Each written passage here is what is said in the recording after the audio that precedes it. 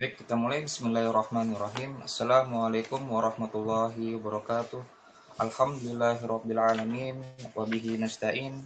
Ala umuri dunia wa din. Wassalatu wassalam ala nabiyina Muhammad wa ala alihi wa sahbihi ajmain. Amma ba'du. Rabbi syrah li sadri wa yassir li amri wa hlul uqdatan min lisani yafqahu qawli. Allahumma arinal haqqa haqqan warzuqna ittiba'ah wa arinal batila batilan warzuqna ijtinabah. Allahumma amin. Baik, kita lanjutkan kembali kajian kita membahas matan akidah Al-Imam Al-Bukhari yang dinukilkan oleh Imam Al-Lalakai dalam kitabnya Syarhu Usul I'tiqadi Ahli Sunnah wal Jamaah. Pada pertemuan yang lalu kita sudah membahas terkait biografi ringkas dari Imam Al-Bukhari. Kemudian juga kita telah membahas seputar info ringkas seputar matan yang akan kita pelajari, yaitu matan akidah Imam Al-Bukhari. Kemudian kita juga sudah menyebutkan beberapa negeri yang telah dikunjungi oleh Imam Al-Bukhari. Mulai dari Hijaz, Makkah, Madinah, Mesir, Baghdad, Kufah, Basrah, dan kota-kota lainnya. Kemudian juga kita sudah menyebutkan beberapa guru-guru beliau dalam matan ini, yang mana beliau itu mengambil akidah ini, akidah yang terdapat dalam matan ini dari lebih 1000 guru.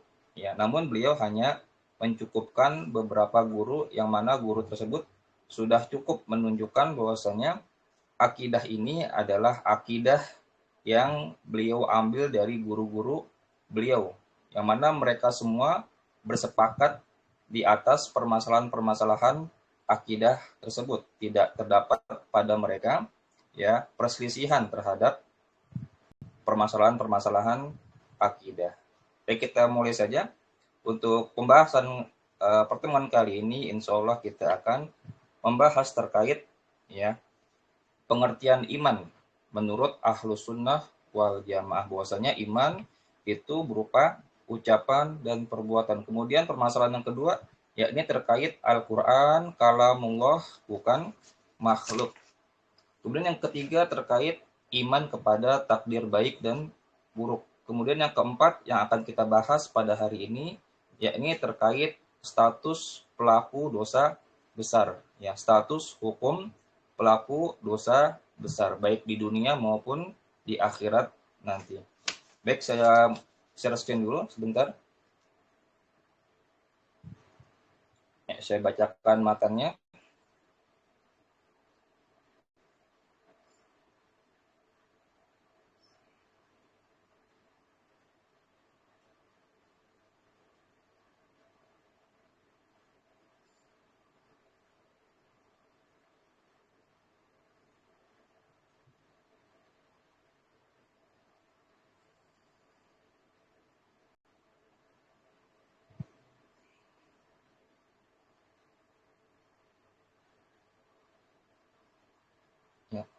Qala al-Imam Al-Bukhari rahimahullahu ta'ala wa nafa'ana bi ulumihi fid dunya wal akhirah. Fama ra'aitu wahidan minhum yakhtalifu fi hadhil asya. Kata Imam Al-Bukhari, beliau mengatakan, maka aku tidak melihat seseorang pun dari mereka yang berbeda pendapat dalam hal ini, yakni dalam permasalahan-permasalahan akidah yang terdapat dalam matan ini. Ini menunjukkan bahwasanya mereka semua, guru-guru beliau yang jumlahnya lebih dari 1000 guru, mereka bersepakat di akidah yang sama. Meskipun mereka berbeda-beda mazhabnya dalam fikih. Ada yang sebagian bermazhab Syafi'i, sebagian ada yang bermazhab Hanafi, sebagian ada yang bermazhab Maliki, sebagian ada yang bermazhab dengan mazhab Imam Ahmad bin Hanbal. Namun mereka dalam permasalahan akidah, mereka sepakat dalam permasalahan-permasalahan tersebut, tidak berbeda-beda. Ini menunjukkan bahwasanya mereka itu bersepakat di permasalahan-permasalahan akidah, sehingga menyelisihi ijma mereka merupakan kesesatan. Karena seseorang atau para ulama umat Islam ini tidaklah bersepakat di atas sesuatu melainkan di atas kebenaran. Tidak mungkin mereka bersepakat di atas kesesatan. Sebagaimana dalam hadis Nabi SAW, la tajtami'u ummati ala dolalah. Ya, umatku tidak mungkin berkumpul, tidak mungkin bersepakat di atas kesesatan. Sehingga orang-orang yang menyelisihi kesepakatan mereka, ijma mereka dalam akidah, maka bisa kita pastikan ya orang-orang tersebut adalah orang-orang yang tersesat dari jalan yang benar. Baik, kita lanjutkan. An-dina qaulun wa amalun. Ya, bahwasanya agama atau iman itu berupa perkataan dan perbuatan. Ya. Kemudian Imam Al-Bukhari menyebutkan dalilnya. Wadzalika liqaulillahi wa ma umiru illa liya'budullaha mukhlishina lahuddina hunafa'a wa yuqimus sholata wa yu'tuz zakata wa dzalika dinul qayyimah. Ya. Iman atau agama ini berupa perkataan dan perbuatan. Kemudian Imam Al-Bukhari menyebutkan dalilnya yaitu di surat Al-Bayyinah ayat 5. Wa ma umiru illa liya'budullah. Ya. Padahal mereka yakni ahli kitab dari kalangan Yahudi dan Nasrani tidak diperintahkan kecuali supaya menyembah Allah, untuk beribadah kepada Allah. Ya. Mukhlishina lahuddin, dengan memurnikan ketaatan kepadanya, dengan mengikhlaskan ibadah amalan hanya kepada Allah saja. Ini ya berupa amalan hati, ya. Hunafa'a, dengan lurus. Wa yuqimus shalah, kemudian mendirikan salat, dan salat ini merupakan perbuatan, ya. Perbuatan lisan, perbuatan anggota tubuh berupa ruku, berupa sujud, ya berdiri dan seterusnya. Kemudian juga berupa perkataan, ya salat itu berupa perkataan seperti membaca Al-Fatihah, ya, membaca surat-surat pendek, membaca sholawat kepada Nabi, mengucapkan doa tasyahud, doa-doa pada saat ruku dan sujud, itu juga merupakan perkataan. Wa yu'tuz zakata wa dzalika dinul qayyimah. Kemudian mereka diperintah untuk menunaikan zakat. Ya, zakat ini juga merupakan ya perbuatan. Ya. Ini menunjukkan bahwasanya iman atau agama ini merupakan perkataan dan perbuatan. Ya. Di dalam surat Al-Bayyinah menyebutkan adanya ikhlas, yang mana itu merupakan amalan hati, perbuatan hati. Kemudian menyebutkan sholat, di mana sholat tersebut merupakan ya terdiri dari perkataan dan perbuatan. Kemudian zakat juga merupakan amalan anggota tubuh. Wadzalika dinul qayyimah, dan itulah agama yang lurus. Ini menunjukkan bahwasanya iman atau agama ini berupa perkataan dan perbuatan. Jadi iman atau akidah iman atau agama ya menurut akidah Ahlus Sunnah wal Jamaah yakni mencakup perkataan dan perbuatan. Al-imanu qaulun wa amalun. Ya. Kemudian perkataan tersebut, qaulun tersebut itu mencakup dua hal. Yang pertama yakni qaulul qalbi, yaitu perkataan hati yang berupa keyakinan, ya, pembenaran dalam hati. Ya. Kemudian yang kedua yaitu qaulul lisan, yakni berupa ucapan lisan. Nah, contoh perkataan hati atau qaulul qalbi yakni kita meyakini keenam rukun iman, meyakini adanya Allah, ya, meyakini adanya malaikat, kitab-kitabnya, rasul-rasulnya, kemudian hari akhir, kemudian iman kepada takdir baik dan buruk. Ini merupakan qaulul qalbi, keyakinan yang wajib kita yakini dalam hati kita. Kemudian contoh ya qaulul lisan, ya, perkataan lisan, yakni dengan mengucapkan dua kalimat syahadat, asyhadu alla ilaha illallah wa asyhadu anna muhammadar rasulullah. Karena keyakinan hati itu tidak cukup ya kecuali dengan adanya ucapan lisan. Sebagaimana yang disebutkan oleh Allamah Ibnu Ruslan Ar-Ramli dalam Safwatuz Zubat, beliau mengatakan wa nutqu bi syahadataini ya'tubira bi sihhatil imani mimman qadara. Yang mengucapkan dua kalimat syahadat ya terhitung atau dianggap sebagai sahnya keimanan bagi orang yang mampu, yakni bukan orang yang bisu. Adapun orang yang bisu yang memang dia tidak bisa ya berkata, mengucapkan sesuatu, maka cukup ya dengan perkataan hati saja, tidak harus dengan perkataan lisan dengan mengucapkan dua kalimat syahadat. Adapun yang mampu, yang dia bisa berbicara, maka wajib baginya mengucapkan dua kalimat syahadat. Ini yang pertama, yakni berupa qaulun, ya. Kemudian yang berupa amalun itu juga mencakup tiga hal. Ya, afwan, ini ada salah tulis. Yang benar adalah mencakup tiga hal. Yang pertama adalah amalul qalbi, yang kedua adalah amalul lisan, yang ketiga amalul jawarih. Yaitu amalul qalbi, perbuatan hati, amalul lisan, perbuatan lisan, dan juga amalul jawarihnya ini perbuatan anggota badan. Contoh, ya amalul qalbi, perbuatan hati, contohnya tadi ikhlas, ya.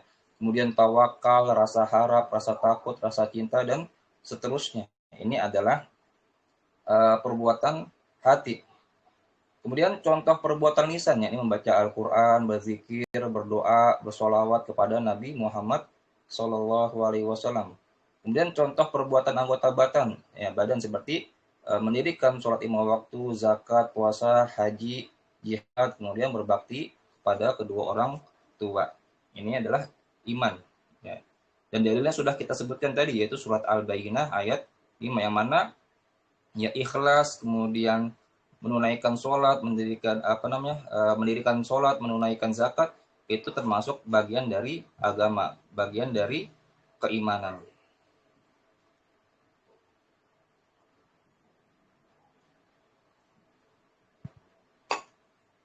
Baik, kita lanjutkan.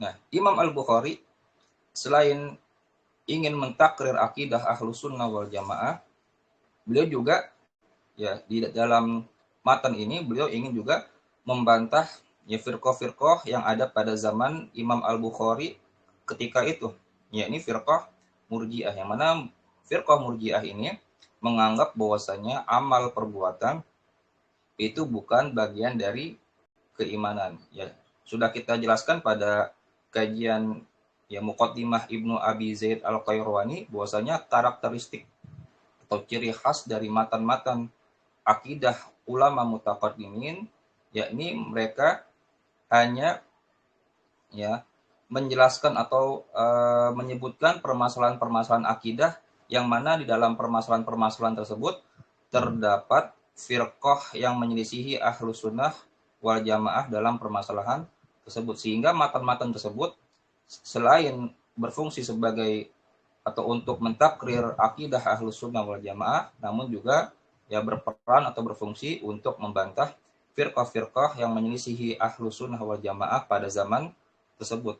Ya, di antaranya adalah permasalahan iman berupa perkataan dan perbuatan. Ini untuk membantah firqah sesat, yakni firqah Murji'ah, yang mana mereka mengeluarkan amal dari ya bagian keimanan, sehingga menurut mereka iman itu cukup dengan keyakinan hati saja atau dengan ucapan lisan saja. Ya, Murji'ah itu diambil dari fiil arja'a yurji'u irja'an, yang artinya akhara yuakhiru takhirun, yang artinya mengakhirkan, mengundur. Ya. Disebut Murji'ah disebut dengan Murji'ah karena mereka mengakhirkan, ya, mengeluarkan amal perbuatan dari keimanan. Kemudian juga di antara kesesatan mereka, yakni mereka mengatakan bahwasanya iman itu tidak bertambah dan berkurang. Iman itu statis menurut mereka. Ya, sehingga menurut mereka ya iman para pelaku dosa besar, ya, pezina, suka mencuri, mabuk dan seterusnya, itu sama imannya dengan orang-orang yang bertakwa. Tentu ini adalah pemahaman yang sesat, jelas kesesatannya. Ya. Imannya Abu Bakar sama dengan imannya Abu Lahab misalkan. Ini jelas adalah kesesatan yang nyata. Karena dalam akidah Ahlussunnah wal Jamaah, iman itu selain dia berupa ucapan dan perbuatan, namun dia juga ya bisa bertambah dengan ketakwaan dengan perbuatan amal-amal soleh dengan ketaatan. Kemudian dia juga dapat berkurang dengan maksiat dengan perbuatan dosa. Sehingga pengertian iman dalam ahlu sunnah wal jamaah yang lengkap yakni al-imanu qaulun wa amalun yazidu bi ta'ah wa yanqusu bil maksiyah. Iman itu berupa perkataan dan perbuatan, bertambah dengan ketaatan, kemudian berkurang dengan kemaksiatan. Ini pengertian iman yang lebih lengkap. Namun sebagian salaf ada yang mengatakan iman itu qaulun wa amalun wa niyatun. Ya, mengatakan iman itu adalah ucapan, perbuatan dan niat. Sebagiannya lagi ada yang mengatakan i'tiqadun bil janani wa qaulun bil lisani wa amalun bil arkan. Yaitu keyakinan dengan hati, ucapan dengan lisan dan amalan anggota tubuh. Sebagian lagi ada yang mengatakan al-imanu qaulun wa amalun wa niyatun wa muwafaqatus sunnah. Iman itu adalah ucapan, perbuatan, niat dan mencocoki sunnah Nabi Shallallahu Alaihi Wasallam. Namun yang benar khilaf ini adalah khilaf lafzi, hanya berbeda dalam ungkapannya saja, berbeda dalam ibarahnya saja, namun maknanya dan hakikatnya sama. Ya. Jadi iman itu bertambah dan berkurang. Dan iman ini juga bercabang-cabang. Ya. Sehingga apabila sebagian cabang hilang, maka tidak menyebabkan keimanan itu hilang secara sempurna. Ya, maka orang yang misalkan terjatuh ke dalam dosa besar, maka dosa besar tersebut itu hanya menghilangkan sebagian dari cabang keimanan, tidak menghilangkan keimanan seseorang secara seluruhnya. Ya, ini adalah akidah Ahlussunnah wal Jamaah. Di antara dalilnya, ya, ini hadis Nabi Shallallahu Alaihi Wasallam, al imanu bid'un wa sab'una syu'bah. Iman itu terdapat 70-an cabang. A'laha qaulu la ilaha illallah. Cabang iman yang tertinggi ya, yakni adalah mengucapkan kalimat la ilaha illallah. Wa adnaha imatatul adza anit thoriq. Kemudian cabang iman yang paling rendah yakni dengan ya menyingkirkan gangguan dari jalan. Ini cabang iman yang paling rendah. Wal haya'u syu'batun minal iman. Kemudian rasa malu ini juga merupakan ya bagian dari keimanan. Dalam hadis tersebut ya menunjukkan bahwasanya iman itu berupa ucapan dan perbuatan. Ucapannya itu tadi dengan mengucapkan la ilaha illallah, dan juga mencakup perbuatannya ini dengan menyingkirkan gangguan dari jalan. Kemudian al-haya, rasa malu, ini juga merupakan perbuatan hati, amalan hati yang merupakan bagian dari keimanan. Kemudian dari hadis ini juga kita bisa simpulkan iman itu bercabang-cabang, dan iman itu juga bertingkat-tingkat. Ada yang tingkatannya paling tinggi yaitu diantaranya mengucapkan kalimat la ilaha illallah. Ada yang paling rendah yakni dengan menyingkirkan gangguan dari jalan, itu cabang iman yang paling rendah. Ini menunjukkan bahwasanya iman seseorang itu bertingkat-tingkat sesuai dengan kadar amal soleh dan ketaatannya. Orang yang senantiasa sholat lima waktu tentu berbeda dengan orang yang sholatnya bolong-bolong. Orang yang rajin sholat lima waktu di masjid dengan orang yang sholat lima waktu di rumah saja tentu imannya berbeda. Orang yang rajin ya sholat malam dengan orang yang tidak rajin sholat malam tentu imannya berbeda. Ya.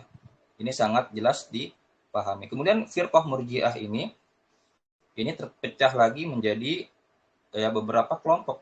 Di antaranya yaitu Jahmiyah, yang mana mereka mengatakan iman itu cukup dengan ma'rifah saja, yakni sekedar mengenal Allah. Maka konsekuensi dari perkataan mereka bahwasanya iblis dan juga Fir'aun itu adalah beriman. Kenapa? Karena Fir'aun dan iblis itu mengenal Allah, namun mereka tidak meyakini dan juga tidak mau beriman kepada Allah. Ya. Kemudian yang kedua, yakni firqah Asy'ariyah dan Maturidiyah. Mereka mengatakan iman itu cukup tasdik, yaitu pembenaran hati saja. Sehingga konsekuensi dari perkataan mereka bahwasanya paman Nabi ya Abu Thalib itu beriman. Karena menurut mereka Abu Thalib itu beriman dengan hatinya.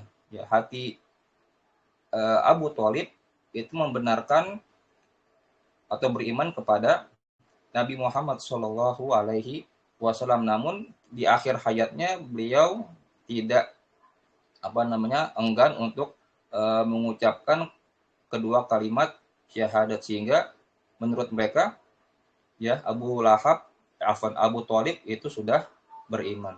Kemudian yang ketiga yaitu kelompok Karramiyah yang mengatakan iman itu cukup dengan perkataan lisan saja, sehingga menurut mereka orang-orang munafik yang ada pada zaman Nabi Muhammad SAW itu beriman. Sebagaimana yang dikabarkan oleh Allah dalam surat Al-Baqarah, wa minan nasi may yaqulu amanna billahi wa bil yaumil akhiri wa ma hum bimu'minin. Di antara orang-orang ada yang mengatakan kami beriman kepada Allah dan juga hari akhir, wa ma hum bimu'minin.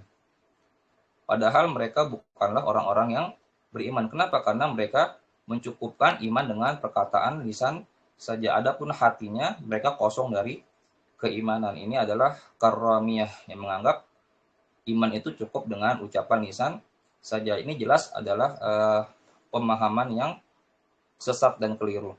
Kemudian yang terakhir yaitu Murji'atul Fuqaha, yang mana mereka meyakini bahwasanya hati dan perkataan iman itu hanya mencakup keyakinan hati dan perkataan lisan saja. Ya, adapun amal perbuatan, maka mereka menganggap ya perbuatan itu bukan dari bagian keimanan.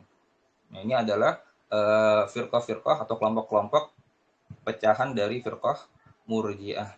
Namun yang paling parah, yang paling sesat adalah firqah Jahmiyah, dan firqah yang paling ringan kesesatannya itu Murji'atul Fuqaha. Wallahu taala a'lam. Karena ya kesesatan itu juga bertingkat-tingkat. Ada yang kesesatannya sampai membuat seseorang itu kufur, keluar dari Islam. Ada yang hanya kesesatannya itu tidak sampai mengeluarkan pelakunya dari Islam, hanya dia fasik dalam akidahnya saja, tidak benar atau menyimpang dalam akidahnya saja. Baik, kita lanjutkan permasalahan yang kedua terkait Al-Quran, kalam Allah bukan makhluk.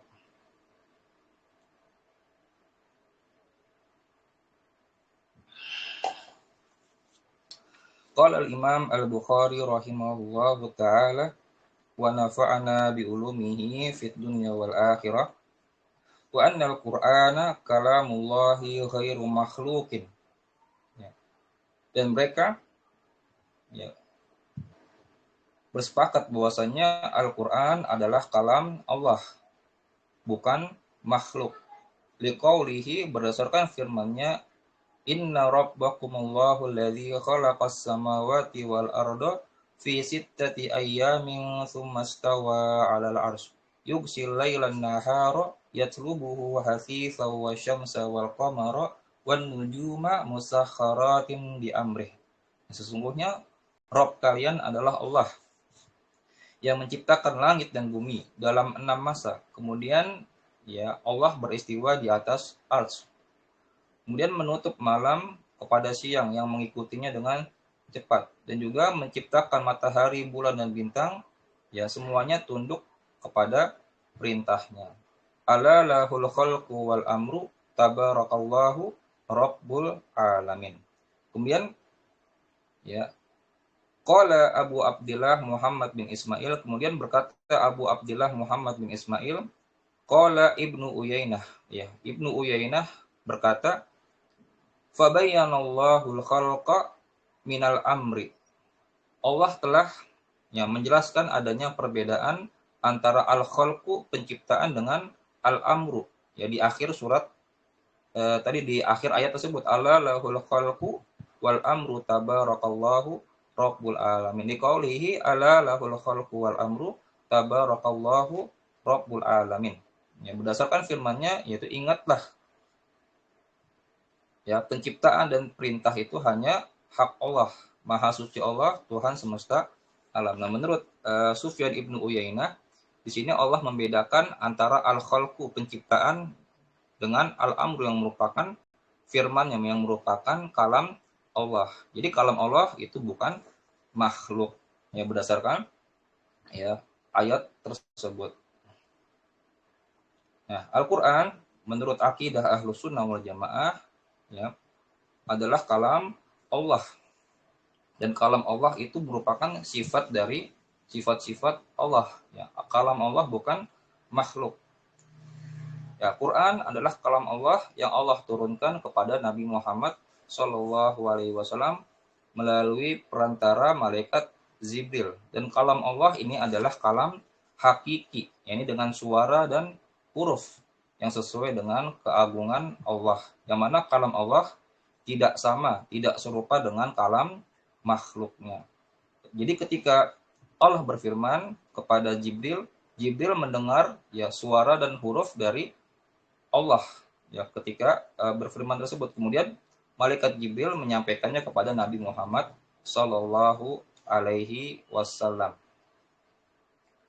Di antara dalil bahwasanya Al-Quran itu adalah kalam Allah, yaitu firman Allah Ta'ala, wa in ahadun minal musyriki nastajaraka fa'ajirhu hatta yasma'a kalamullah.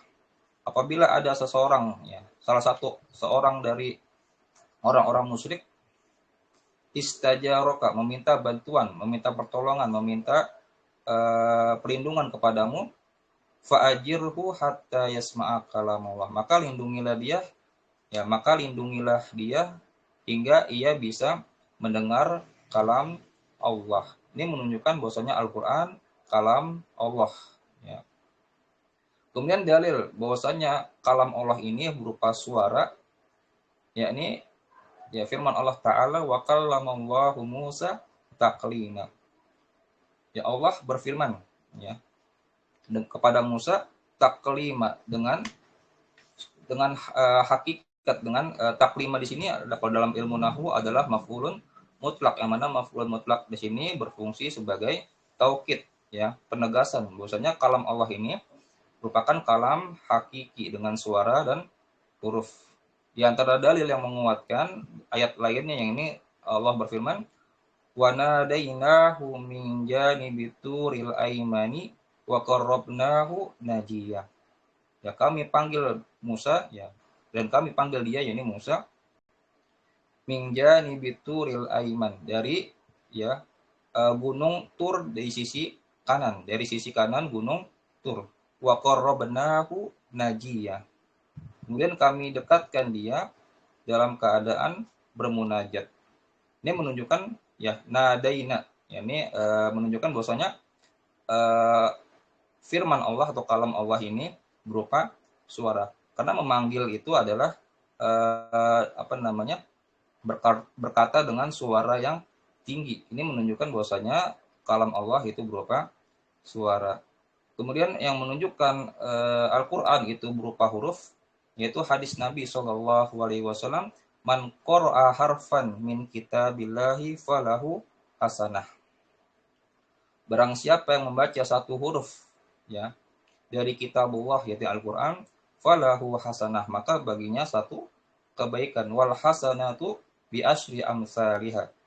Satu kebaikan itu dilipat gandakan pahalanya menjadi 10 kali, ya, 10 kali. La aqulu alif lam mim harfun walakin alifun harfun walamun harfun wa mimun harfun. Aku tidak katakan alif lam mim itu satu huruf, akan tetapi alif satu huruf, lam satu huruf, dan mim itu satu huruf. Ya, ini adalah dalil-dalil bahwasanya kalam Allah itu berupa suara dan huruf. Ya. Kemudian kalam Allah ini merupakan ya sifat zatiyah dan juga sifat fi'liyah. Ya, kalam Allah merupakan sifat zatiyah jika kita lihat dari asalnya. Yakni bahwasanya Allah itu senantiasa bersifat dengan sifat kalam, yang mana sifat kalam tersebut senantiasa melekat pada zat Allah, tidak bisa terpisahkan. Ini adalah sifat dzatiyah. Namun dari sisi satuan kalamnya, dari sisi lafaznya, dari suara dan hurufnya, maka kalam Allah ini adalah sifat fi'liyah. Yakni sifat yang berkaitan dengan kehendak dan kuasa Allah. Jadi Allah itu berfirman sesuai dengan kehendaknya. Mata sya'a, idza sya'a, kaifa sya'a. Ya. Kemudian ya kalam Allah tidak sama dengan makhluknya. Kemudian Al-Qur'an itu dari setiap sisinya adalah kalam Allah. Ya, Al-Qur'an lafaz dan maknanya adalah kalam Allah. Sehingga lafaz Al-Qur'an yang dibaca, lafaz Al-Qur'an yang didengar, lafaz Al-Qur'an yang ditulis dalam mushaf, kemudian yang dihafal di hati-hati orang-orang yang menghafalnya, itu semuanya adalah kalam Allah. Adapun perbuatan makhluk, ya, seperti membaca Al-Qur'an, mendengarkan Al-Qur'an, menulis, menghafal Al-Qur'an, ini adalah perbuatan makhluk, yang mana perbuatan makhluk adalah makhluk. Sebagaimana Allah berfirman, wallahu khalaqakum wama ta'malun. Allah lah yang menciptakan kalian dan juga menciptakan perbuatan kalian. Jadi bisa dibedakan antara lafaz yang mana itu merupakan kalam Allah dengan perbuatan makhluk yang mana itu juga termasuk makhluk. Jadi lafaznya adalah kalam Allah, lafaz yang dibaca, lafaz yang didengar dengan telinga kita, lafaz yang ditulis dalam mushaf, lafaz yang dihafal di dada-dada kita, itu merupakan kalam Allah. Sedangkan perbuatan makhluk, ya seperti membaca, ya gerakan lisan, gerakan bibir saat membaca, itu semuanya adalah makhluk. Ya, semoga bisa dipahami. Kemudian terdapat firqah-firqah yang menyelisihi Ahlus Sunnah wal Jamaah dalam permasalahan Al-Qur'an kalam Allah bukan makhluk. Ya, di sini diantaranya adalah Jahmiyah, kemudian Mu'tazilah, Asy'ariyah dan Kullabiyah. Sebenarnya ada firqah-firqah lain, namun tidak saya sebutkan agar tidak memakan waktu yang lama. Firqah yang pertama yakni Jahmiyah. Yang mana Jahmiyah ini dalam permasalahan Al-Qur'an terpecah lagi menjadi 3 kelompok. Kelompok yang pertama yaitu kelompok yang tegas mengatakan Al-Qur'an makhluk, bukan kalam Allah. Ya, ini jelas kesesatannya. Kemudian ada firqah Al-Waqifah. Ya, Al-Waqifah dari kalangan Jahmiyah. Mereka mengatakan ya Al-Qur'an ya mereka tawakuf, tidak mengatakan Al-Qur'an itu makhluk dan juga tidak pula mengatakan Al-Qur'an bukan makhluk. Jadi mereka tidak mengatakan makhluk atau bukan makhluk. Pada hakikatnya Al-Waqifah ini juga bagian dari kelompok Jahmiyah. Sebagaimana perkataan Imam Ahmad, Al-Waqifatu Jahmiyah. Ya. Kelompok Al-Waqifah adalah Jahmiyah. Kemudian yang ketiga yaitu kelompok Al-Lafdiyah yang mengatakan lafzi bil Qur'ani makhluk atau qiraati bil Qur'ani makhluk. Ya, lafaz yang kita baca adalah makhluk. Ya. Sebenarnya dalam perkataan ini terdapat perincian, bisa benar, bisa salah. Kalau yang dimaksud lafaz di sini adalah talafuz, ya, yang berupa pergerakan bibir, pergerakan lisan, maka ini adalah makhluk. Kenapa? Karena tadi perbuatan makhluk adalah makhluk. Sedangkan kalau lafaz yang dimaksud di sini maksudnya adalah al-malfuz, yaitu lafaz yang dibaca, lafaz yang didengar, lafaz yang dihafal, lafaz yang ditulis, maka ini adalah kalam Allah bukan makhluk. Jadi perkataan lafzi bil Qur'ani makhlukun ini bisa bermakna benar, bisa bermakna salah. Ya, namun perkataan lafzi bil Qur'ani makhluk ini merupakan perkataan yang bid'ah, perkataan yang tidak dikenal oleh generasi salaf para sahabat. Sehingga Imam Ahmad mengatakan, man qala lafzi bil Qur'ani makhluk fahuwa jahmi. Barang siapa yang mengatakan ya lafaz yang aku baca adalah makhluk, maka dia adalah seorang Jahmi. Wa man qala ghairu makhluqin fa huwa mubtadi.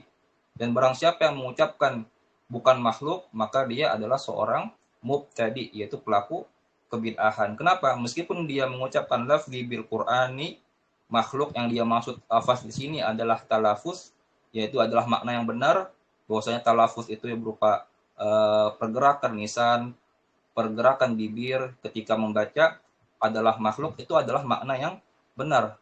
Namun karena lafaz ibaroh ini merupakan ibaroh yang diada-adakan, yang tidak dikenal oleh para sahabat, maka ini adalah perbuatan kebid'ahan. Karena terdapat ihtimal yang lain, yaitu makna bahwasanya lafaz yang dimaksud di sini adalah lafaz yang dibaca, lafaz yang didengar, ya, yang lafaz yang bermakna al-mahfuz. Maka ini adalah kalam Allah, bukan makhluk, ya. Kemudian firqah berikutnya yaitu Mu'tazilah. Mereka mengatakan Al-Qur'an itu kalam Allah. Namun kalam Allah di sini adalah makhluk. Ya, karena menurut mereka, ya, sesuatu yang diidhofahkan kepada Allah, ya, kalam itu mudhof dan Allah ini adalah mudhof ilaih. Dan yang sesuatu yang diidhofahkan kepada Allah menurut Mu'tazilah adalah min babi idhofatil makhluk ilal khaliq. Itu mengidhofahkan makhluk kepada sang khalik. Bukan, jadi menurut mereka kalam Allah ini adalah makhluk. Tentu ini adalah pemahaman yang keliru. Karena sesuatu yang diidhofahkan kepada Allah, ya, itu ada perinciannya. Jika sesuatu yang diidhofahkan kepada Allah itu merupakan sesuatu yang tidak bisa berdiri sendiri. Contoh seperti kalam Allah, sam'ullah, basarullah, ilmullah, qudratullah, dan seterusnya. Maka ini adalah, ya, sifat min babi idofatis sifat ilal mausuf, ya. Ini termasuk sifat-sifat Allah. Kenapa? Karena sesuatu yang diidofahkan tersebut kepada Allah bukanlah sesuatu yang bisa berdiri sendiri, melainkan ada sesuatu yang disifatinya. Maka ini adalah sifat Allah. Sehingga Al-Quran, kalam Allah, itu bukan makhluk. Adapun sesuatu yang diidhofahkan kepada Allah dan sesuatu itu merupakan sesuatu yang bisa berdiri sendiri. Contohnya Baitullah, ya, rumah Allah. Kemudian Rasulullah, Abdullah, dan seterusnya. Ini adalah makhluk. Kenapa? Baitun, kemudian Rasulun, Abdun, ini adalah sesuatu yang berdiri sendiri, yang mana ini merupakan makhluk. Jadi kita bisa bedakan antara sifat Allah dengan makhluknya. Kemudian ada firqah Asy'ariyah dan Kullabiyah. Mereka mengatakan Al-Qur'an itu kalam Allah nafsi, ya, yang berupa makna. Yang mana makna tersebut itu senantiasa melekat pada zat Allah. Ya, tidak Allah kalam tersebut tidak terpisah dari zat Allah. Allah senantiasa bersifat dengan sifat kalam tersebut. Adapun lafaz yang berupa suara dan huruf itu bukan kalam Allah, ya. Akan tetapi dia ibarah atau hikayah an kalamillah, yaitu ibarah atau ungkapan yang menjelaskan tentang kalam Allah, yang mana kalam Allah tersebut adalah kalam nafsi yang bersifat qadim, ya. Ini juga keliru karena menurut Asy'ariyah dan Kullabiyah bahwasanya kalam Allah itu dibagi menjadi dua menurut mereka. Ada kalam nafsi, ini yang merupakan, ya, kalam itu dibagi dua menurut mereka. Ada kalam nafsi, ada kalam lafzi. Nah, kalam nafsi ini adalah kalam Allah. Ya, Allah disifati dengan kalam nafsi. Adapun kalam lafzi yang berupa suara dan huruf itu bukanlah kalam Allah, melainkan dia ibarah atau hikayah an kalamilah, ya, ungkapan yang menjelaskan kalam Allah tersebut. Sehingga menurut mereka, ya, kalam lafzi yang berupa suara dan huruf itu makhluk. Ya, jelas ini adalah pemahaman yang keliru. Sebentar, saya izin ke kamar mandi.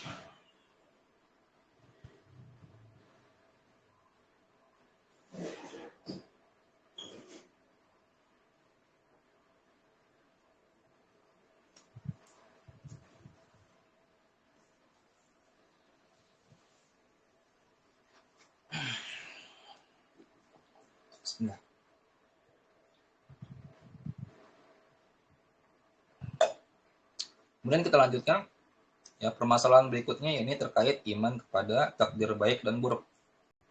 Qala al-Imam Al-Bukhari rahimahullahu taala wa nafa'ana bi ulumihi fid dunya wal akhirah wa anna al-khaira wa syarra bi qadarin liqauli qul a'udzu bi rabbil falaq min syarri ma khalaq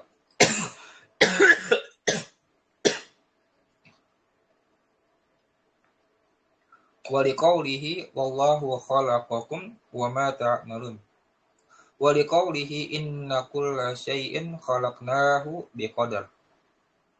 Ya. Dan mereka ya para guru-guru yang beliau ambil ilmunya, ambil akidahnya, meyakini bahwasanya kebaikan dan keburukan itu ya dengan takdir Allah, sudah ditetapkan, sudah ditentukan dengan takdir Allah. Berdasarkan firman-Nya, "Qul a'udzu birabbil falaq min syarri ma khalaq." Ya, katakanlah aku berlindung kepada Rob Fajar dari kejahatan apa yang dia ciptakan. Ini menunjukkan ya atau dalil bahwasanya keburukan itu juga termasuk dari ciptaan Allah. Wallah waliqaulihi wallahu khalaqakum wa ma ta'malun. Dan Allah berfirman, Allah lah yang menciptakan kalian dan apa yang kalian perbuat. Ini juga menunjukkan bahwasanya setiap makhluk dan juga perbuatannya itu adalah ya ciptaan Allah. Termasuk diantaranya perbuatan ketaatan, perbuatan keburukan itu juga termasuk ciptaan Allah. Waliqaulihi inna kulla syai'in khalaqnahu biqadar. Dan juga firman Allah, ya sesungguhnya kami menciptakan segala sesuatu dengan takdir. Di antaranya adalah kebaikan dan keburukan. Nah, ini adalah terkait permasalahan iman kepada takdir baik dan buruk. Iman kepada takdir dan iman kepada takdir baik dan buruk merupakan salah satu rukun iman yang wajib diimani. Ya, sebagaimana hadis Jibril ketika Jibril bertanya kepada Rasulullah Shallallahu Alaihi Wasallam tentang apa itu iman, maka Nabi Muhammad Shallallahu Alaihi Wasallam menjawab, al-imanu antu mina billahi wa malaikatihi wa kutubihi wa rusulihi wal yaumil akhiri wa tu'mina bil qadari khairihi wa syarrih. Iman itu ya ini dengan beriman kepada Allah, malaikatnya, ya, kitab-kitabnya, rasul-rasulnya, hari akhir, dan beriman kepada adanya takdir baik dan buruk. Dan seseorang itu tidaklah dikatakan dia beriman sampai dia beriman kepada takdir baik dan buruk. Sebagaimana dalam hadis Nabi Shallallahu Alaihi Wasallam bersabda, la yu'minu abdun hatta yu'mina bil qadari khairihi wa syarrih wa hatta ya'lama anna ma asabahu lam yakun liyukhti'ahu wa anna ma akhtu'ahu lam yakun liyusibahu. Ya, tidaklah beriman seseorang hamba sampai dia beriman kepada takdir baik dan buruk, hingga dia ya mengetahui yang Allah takdirkan menimpa dirinya, maka ya takdir tersebut tidak akan meleset dari dirinya. Wa anna ma akhtu'ahu lam yakun liyusibahu, dan apa yang sesuatu yang ditakdirkan tidak akan mengenai dirinya, maka hal tersebut ya tidak akan mengenai dirinya. Kemudian iman kepada takdir baik dan buruk maksudnya ya ini kita meyakini bahwasanya segala sesuatu ya yang ada di alam semesta ini itu sudah diketahui oleh Allah, sudah ditulis dalam lauh mahfuz sebelum penciptaan langit dan bumi. Kemudian sesuatu tersebut terjadi atas kehendak Allah. Tidak ada sesuatu pun yang terjadi kecuali atas kehendak Allah. Dan segala sesuatu itu ya telah diciptakan oleh Allah, termasuk perbuatan makhluk, ya, perbuatan hamba itu semuanya adalah makhluk ciptaan Allah. Sehingga dari pengertian ini bisa kita simpulkan bahwasanya iman itu memiliki 4 tingkatan. Tingkatan yang pertama yaitu al-ilmu.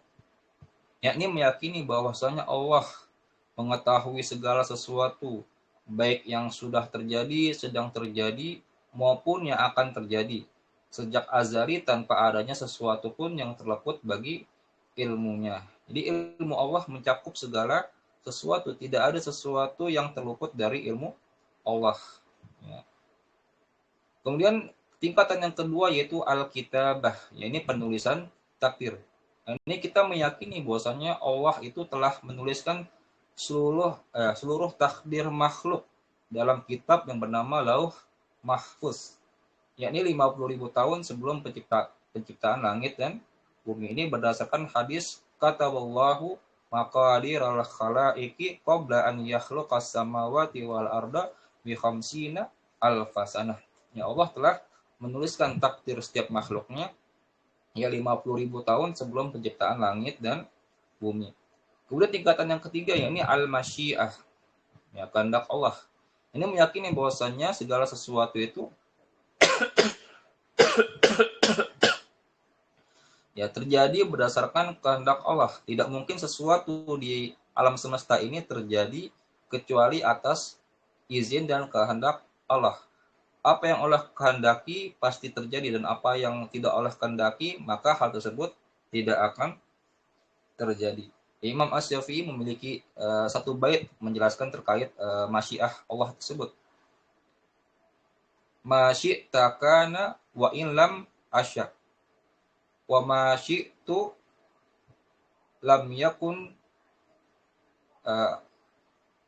wa masyi'tu idza wa masyi'tu wa lam tasya lam yakun. Saya ulangi. Masyi'ta kana wa in lam asya. Ya.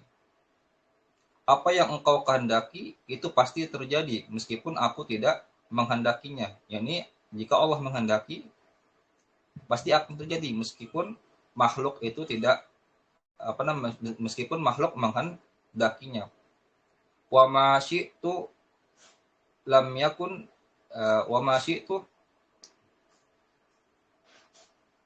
wa ma syi'tu in lam tasya lam yakun. Dan apa yang aku kehendaki jika engkau tidak menghendakinya maka sesuatu itu tidak akan terjadi. Jadi kehendak Allah itulah yang pasti akan terjadi. Adapun kehendak makhluk itu berkaitan dengan kehendak Allah, dan kehendak makhluk itu di bawah dari kehendak Allah. Kemudian tingkatan yang keempat yaitu al-khalqu, penciptaan. Ini meyakini bahwa Allah itu menciptakan segala sesuatu, ya termasuk makhluk dan perbuatannya ini juga merupakan ciptaan Allah. Namun namun hamba tersebut tetap memiliki ikhtiar, memiliki pilihan, memiliki kehendaknya sendiri atas perbuatannya sendiri. Namun tadi sudah kita jelaskan bahwasanya kehendak makhluk itu di bawah kehendak Allah. Guru kami yaitu Syekh Amir Bahjat dalam Manzumah Tauhid wal Iman, beliau mengatakan wabil qada khairan wa syarran qaddara alimahu katabahu syaa bara. Di antara rukun iman yaitu beriman kepada qada dan qadar. Alimahu katabahu syaa bara. Yang mana iman kepada qada dan qadar itu mencakup 4 tingkatan, yaitu ilmu, kitabah, al-masyiah, dan penciptaan. Ya. Insya Allah kita akan kaji Manzumah Tauhid wal Iman insyaallahu ta'ala. Kemudian terdapat 2 firqah yang menyelisihi ahlu sunnah wal jamaah dalam permasalahan iman kepada takdir baik dan buruk. Sebelum kita lanjut ke sini, perlu kita perhatikan bahwasanya Allah itu telah menciptakan, telah mentakdirkan kebaikan dan keburukan. Namun perlu kita ketahui bahwasanya keburukan itu bukanlah perbuatan Allah. Keburukan tidak dinisbatkan kepada Allah. Seluruh takdir Allah itu baik dari sisi Allah yang mentakdirkannya. Namun dari sisi makhluk yang mengalami takdir tersebut, maka takdir itu ada yang baik dan buruk. Ya, karena takdir ini merupakan perbuatan Allah. Al-qadaru qudratullah. takdir itu adalah kehendak kuasanya Allah, dan perbuatan Allah itu tidak mungkin disifati dengan keburukan, ya. Jadi yang dimaksud takdir baik dan buruk ini apabila kita nisbatkan, kita lihat dari sisi makhluk yang menerima takdir tersebut, ya. Contohnya seperti sakit, ya, musibah dan seterusnya. Itu merupakan takdir Allah, ya. Sakit itu kalau dari sisi makhluk yang mendapati takdir tersebut, yang mengalami sakit tersebut, maka sakit tersebut itu buruk bagi dirinya, karena dalam penyakit tersebut terdapat sesuatu yang tidak mengenakan, sesuatu yang mengganggu, ya, sesuatu yang menyakitkan baginya, maka ini keburukan bagi dirinya. Namun kalau kita lihat dari sisi takdir, dari sisi Allah yang mentakdirkan sakit tersebut, maka itu adalah kebaikan. Kenapa? Karena setiap yang Allah takdirkan terdapat hikmah di dalamnya. Ya, contohnya penyakit ini terdapat hikmah, terdapat kebaikan di dalamnya, ya, ini untuk menguji seorang hamba apakah dia bersabar atau mengeluh, ya, atau bahkan dia murka terhadap takdir Allah, dan juga ingin, ya, menghapuskan dosa-dosa orang tersebut, dan juga ingin mengangkat derajat orang yang sakit tersebut apabila dia sabar dalam menghadapi takdir buruk tersebut. Jadi takdir itu, ya, semuanya baik kalau dilihat dari sisi Allah yang mentakdirkannya. Namun dari sisi makhluk yang menerima takdir tersebut, maka ada yang baik, ada yang buruk. Di dalam hadis atau dalam doa Nabi SAW, wal khairu kulluhu fi yadaik wasyarru laisa ilaika.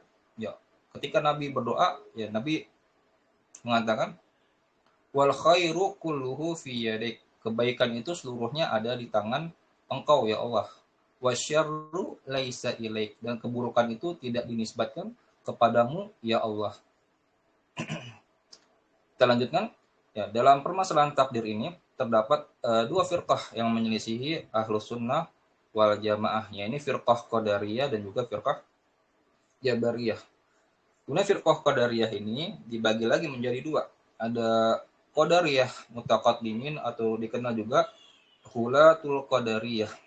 Ya, mereka ini mengingkari tingkatan takdir yang pertama dan kedua. Mereka mengingkari ilmu Allah, mengingkari, ya, tingkatan kitabah, bahwasanya Allah itu tidak mengetahui segala sesuatu sampai sesuatu itu terjadi. Allah tidak mengetahui siapa yang akan melakukan ketaatan, siapa yang akan melakukan kemaksiatan, sampai orang tersebut melakukan ketaatan atau melakukan kemaksiatan, dan Allah tidak mengetahui, ya, siapa saja yang masuk ke dalam surganya, dan Allah tidak mengetahui siapa saja yang masuk ke dalam nerakanya, sampai orang-orang tersebut masuk ke dalam surga dan masuk ke dalam neraka, baru Allah mengetahui siapa saja yang masuk ke dalam surga dan neraka. Jelas ini adalah pemahaman keyakinan yang batil, ya.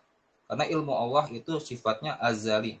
Allah mengetahui segala sesuatu sebelum sesuatu itu terjadi. Nah, firqah Qadariyah mutaqaddimin ini adalah firqah yang dikafirkan oleh banyak para ulama.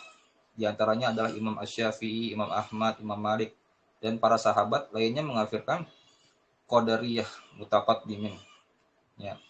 Yang mana mereka ini sudah tidak ada lagi di zaman sekarang kita. Kemudian yang kedua, yang berikutnya yaitu Qadariyah mutaakhirin. Qadariyah dari kalangan Mu'tazilah.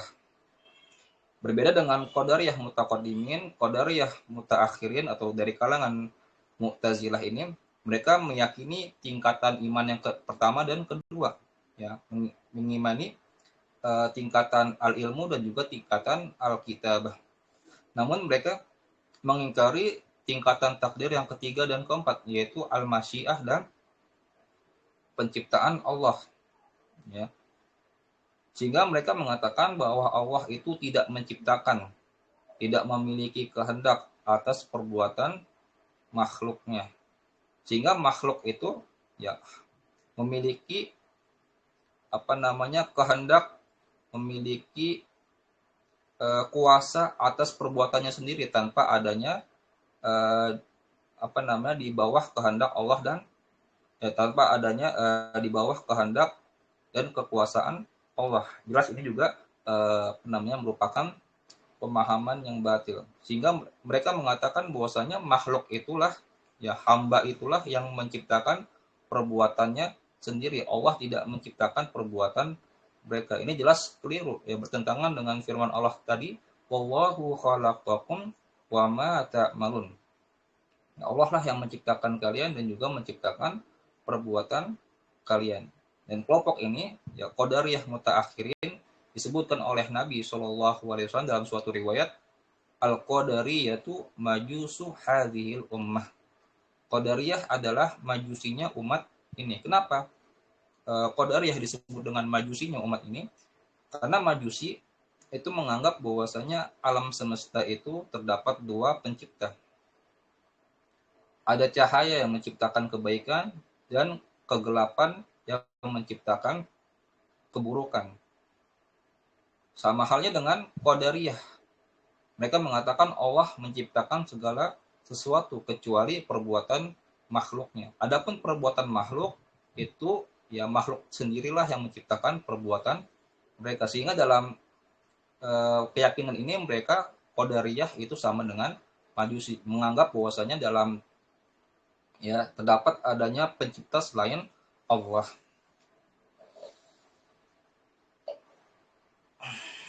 Kemudian firqah berikutnya yang menyelisihi Ahlus Sunnah wal Jamaah dalam permasalahan takdir yaitu firqah Jabariyah. Ini adalah kebalikan dari Qadariyah. Ya, Jabariyah ini sebenarnya terbagi lagi menjadi dua kelompok. Ada Jabariyah Khalisah, ada Jabariyah Mutawassithah. Nah, Jabariyah Khalisah ini mereka berlebih-lebihan dalam menetapkan takdir, dalam menetapkan penciptaan Allah terhadap perbuatan makhluk. Sehingga menurut mereka ya manusia atau makhluk ini tidak memiliki kehendak sama sekali.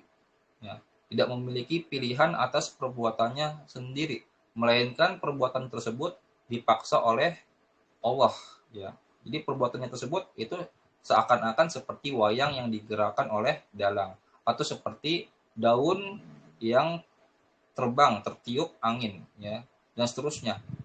Atau seperti layangan yang dimainkan oleh anak-anak yang memainkan layangan tersebut. Sehingga menurut mereka makhluk atau manusia itu tidak memiliki kehendak, memiliki kuasa atas perbuatannya sama sekali. Sehingga ketika mereka menganggap bahwasanya perbuatan maksiat yang dilakukan oleh seseorang hamba itu juga adalah perbuatan Allah, ya. Ini jelas adalah pemahaman yang sesat. Pemahaman ini adalah pemahaman yang diadopsi dari orang-orang musyrik dari zaman Nabi SAW. Yang mana orang-orang musyrik di zaman Nabi SAW, ya mereka mengatakan yang mana perkataan tersebut diabadikan dalam Al-Quran, lau sya'allahu ma asyrokna wala aba'una wala harramna min syai'. Orang-orang musyrik mengatakan walau sya'allahu lau sya'allahu ma asyrokna.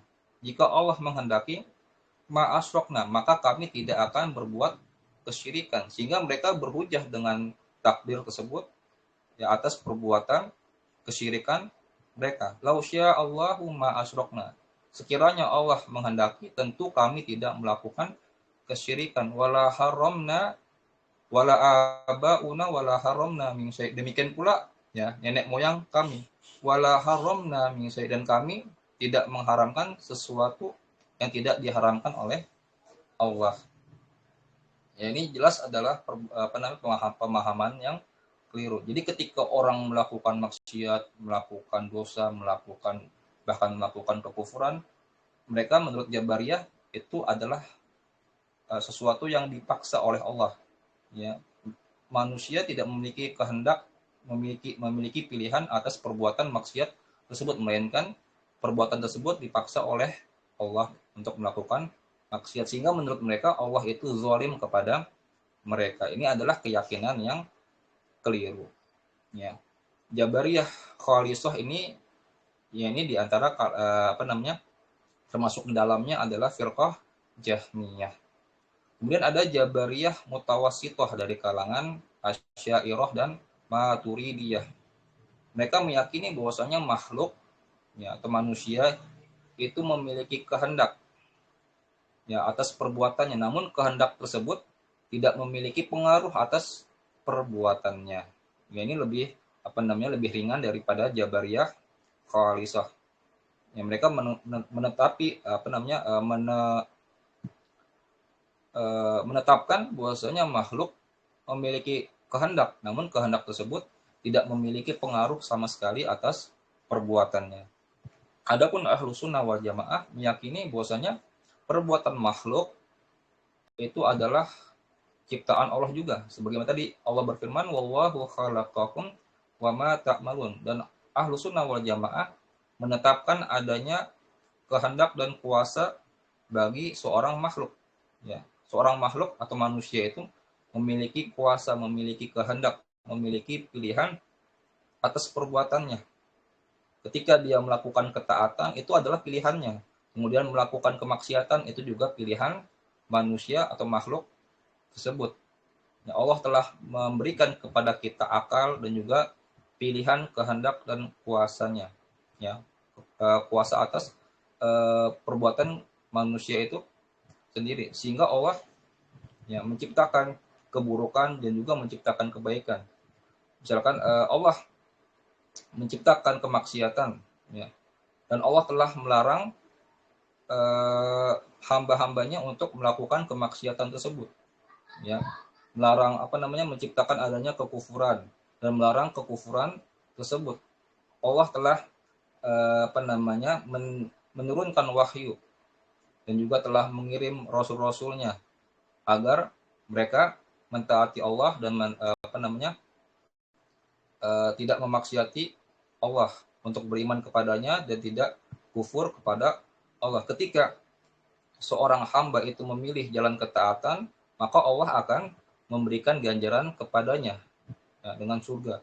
Kemudian apabila seseorang hamba tersebut memilih jalan kekufuran, jalan kemaksiatan, maka Allah akan, ya, memberikan ganjaran kepadanya dengan misalkan dengan menyiksanya dan memasukkannya ke dalam neraka, sehingga Allah itu tidak disifati dengan kezaliman. Jadi ketika Allah itu menyiksa orang-orang atau memasukkan ke dalam neraka orang-orang yang kafir, orang-orang yang melakukan maksiat ke dalam neraka, itu bukanlah suatu kezaliman. Kenapa? Karena, ya, hamba tersebutlah yang memilih jalan kekufuran, jalan kesesatan, jalan kemaksiatan. Karena Allah telah memberikan kepadanya akal, memberikan kepadanya pilihan, memberikan kepadanya kehendak dan kuasa, ya. Dan juga telah menurunkan wahyu, mengirimkan para rasul, sehingga Allah tidak disifati dengan sifat zalim. Akan tetapi diri mereka sendirilah yang menzalimi diri mereka sendiri. Wa ma zalamnahum walakin kanu anfusahum yadzimun. Dan kami tidaklah menzalimi mereka, akan tetapi diri mereka sendirilah yang menzalimi, ya, akan tetapi merekalah yang menzalimi diri mereka sendiri, ya. Dan dalam akidah Ahlus Sunnah wal Jamaah, kehendak dan kuasanya makhluk itu di bawah kehendak dan kuasanya Allah. Sebagaimana tadi bait syair yang telah kita bacakan dari Imam Asy-Syafi'i. In syi'ta kana wa in lam asya wa ma syi'tu in lam tasya lam yakun. Ya.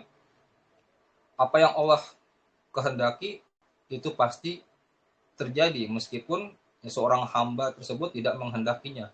Dan apa yang dikehendaki oleh hamba itu tidak akan terjadi kalau Allah tidak menghendakinya. Dalam Al-Quran Allah berfirman, liman sya'a minkum ayyastaqim wa ma tasya'una illa ayyasha Allahu rabbul alamin.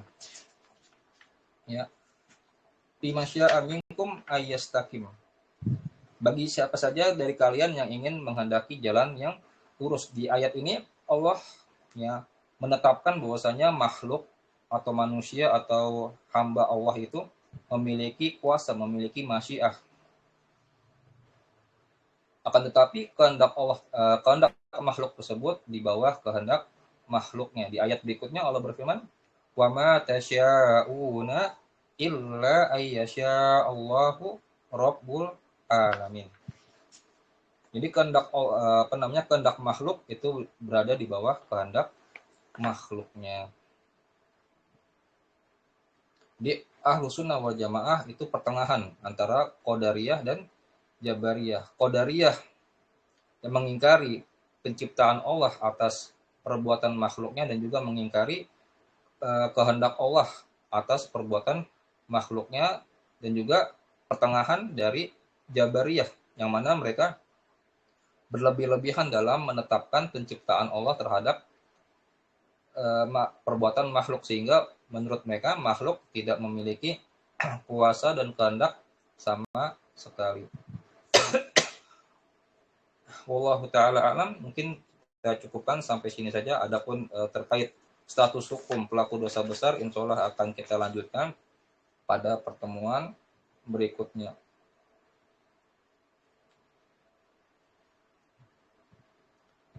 Baik, apabila ada pertanyaan, silahkan bisa bertanya melalui kolom komentar yang ada di channel Telegram. Naktafi bihadzal qadri wa sallallahu ala nabiyyina Muhammad wa ala alihi wa sahbihi ajmain. Subhanakallahumma wa bihamdika asyhadu alla ilaha illa anta astaghfiruka wa atubu ilaik. Assalamualaikum warahmatullahi wabarakatuh.